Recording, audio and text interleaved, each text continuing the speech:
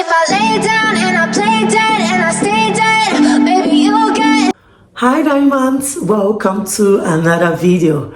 Welcome guys. So today I'll be talking on something very important, and this change that I'll be talking about is going to be effective from tomorrow. Okay, so if you're watching this video today is 20th of January 2025, and this change is going to be effective from tomorrow, January 21, 2025 at 5 o'clock UTC. So from tomorrow at 5 o'clock UTC, if your spouse is on open work permit, or if you plan to apply for a spousal open work permit for your spouse, this change is going to be effective.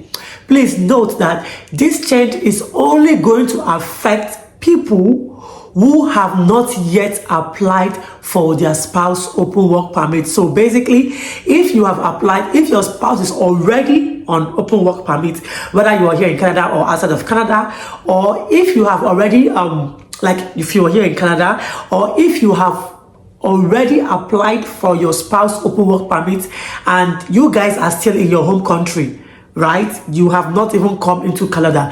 It doesn't matter. As long as your spouse open work permit has been approved, or you have already submitted that application before tomorrow, it will still go ahead to be processed. So if you're watching this video till this time, and you know that you have not applied for your spouse open work permit, I don't know how the magic or how the miracle is going to be done, but if you can quickly go and make your applications, the better for you, because effective from 5 o'clock UTC tomorrow, 21st of January 2025, the change is going to be effective. So this particular change has been talked much about since last year, saying that international students or spouses of foreign students can no longer get the spouse open work permit unless for those people who went for a master's program or any program that is above 18 months.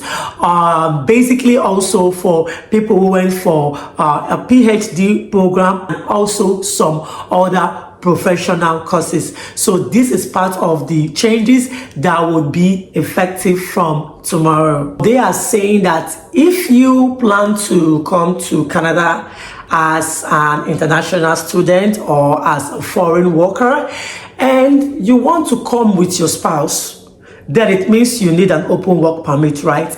That is if your spouse intends to work.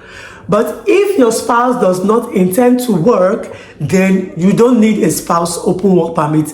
You just need to bring your spouse on a study visa under you, or you bring your spouse on a visitor's visa. And so the changes is also explained that your spouse that will be applying for the spousal open work permit must be employed in jobs that are under tier category 0 or 1. And even if they have to apply for jobs under tier category 2 and 3, there should be shortage of labor in tier category 2 and 3 before your spouse can be employed in that particular tier for them to be considered to apply or to get their spouse open work permits. And then the most annoying, this one will affect a lot of people. Dependent children of foreign workers will no longer be eligible, meaning you will not be able to sponsor your children.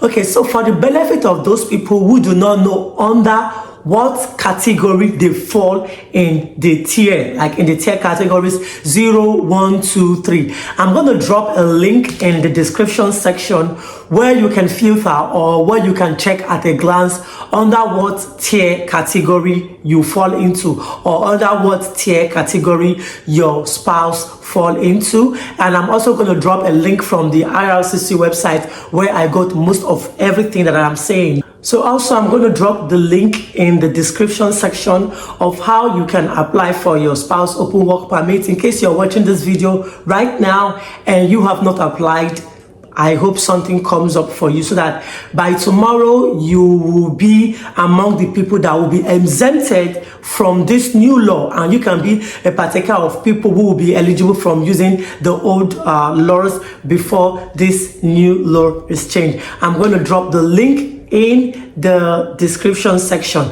and you can apply for your spousal open work permit whether you are in Canada or whether you are outside of Canada. So if you are in Canada, you just need to click in Canada, and if you are outside of Canada, you click outside of Canada. Please note, even if your spouse has applied for open work permit and your spouse's open work permit has expired, even if you apply for a renewal of your spouse open work permit after tomorrow, 21st of January 2025, 5 o'clock UTC, your spouse open work permit will still be renewed under the previous law and not under the new law.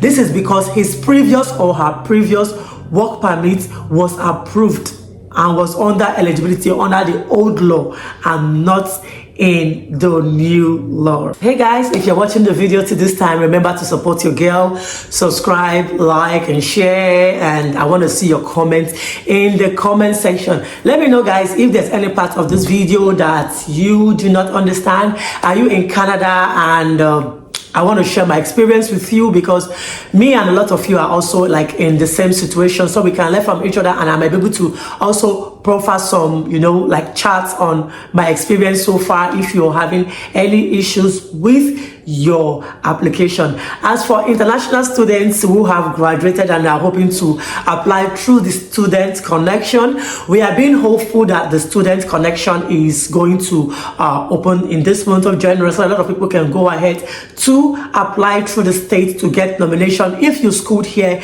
in New Brunswick, I'm very sure that in all other provinces they also have their laws on how their applications would be going. And if you are outside of Canada and you are looking forward to coming to Canada as an international student, it will also be nice for you to calm down a bit and let the sleeping waters lie and see how things run for a while before you go ahead to apply for your study visa, because trust me, this period is not really the right time for you to apply for your study visa. But irrespective, when you will be ready, which I hope is not now, when you will be ready, go ahead to apply. And trust me, I hope and I know, I pray for you that you will get your study permits approved. But then it means that your spouse is going to fall under the new category. Like, this new law is going to affect your spouse, because for your spouse to come to Canada, you have to study a program that is above 16 months. So you guys know we have a 1-year master's and we have a 2-year master's. So if you're doing a 1-year master's, your spouse cannot get an open work permit. No. For your spouse to get an open work permit effective from tomorrow, you yourself, as the principal applicant, have to go for a master's program that is more than 1 year. So basically we call it 2 years master's program, but if you calculate it by month, it's usually 18 months. Or you go for a doctorate degree or some professional courses. The link will be in the description section so that you can click on it and see the courses that are mentioned, the type of programs that your spouse or that you can go for, so that your spouse can be open work permit eligible. I hope this video has been very educative and it will help to put a smile on some people's faces, especially when they will get their spouse open work permit approved. I'll see you guys in the next video, but before then, let's go down to the comment section. I'll reply all of your questions because I don't do one-on-one. I answer every of your questions in the comment section. Okay, so let's say in the comment section, drop all of your questions and I'll answer to the best of my knowledge. All right guys, I'll see you in the next video. Take good care. Bye.